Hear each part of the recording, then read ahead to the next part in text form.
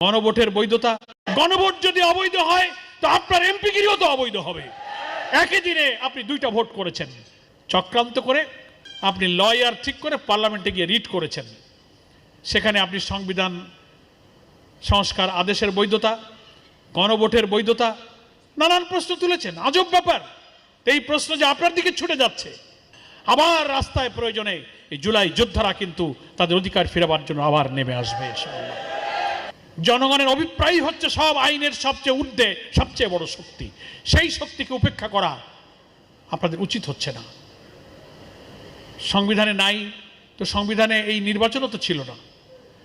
আপনি যদি সংবিধানের প্রতি, যে সংবিধানকে আমরা সংবিধানকে সংস্কার করতে চাচ্ছি, যার জন্য এত সংস্কার, যার জন্য ছাত্র জনতার এত রক্ত, এত চোখের পানি, আপনি যদি সেই নতুন বাংলাদেশকে অস্বীকার করে কর্তৃত্ববাদী শাসনের দলিল হিসেবে যে সংবিধানকে পূজা করেছে যারা, সেই সংবিধানকে যদি এখন রেফারেন্স ধরেন, তাহলে আপনাকে তো এটাও মানতে হবে, এই সংবিধান মানতে গেলে তো শেখ হাসিনাকে প্রধানমন্ত্রী মানা লাগবে।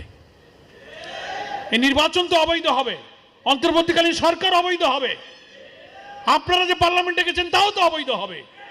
গণভোট যদি অবৈধ হয় তো আপনার এমপিগিরিও তো অবৈধ হবে।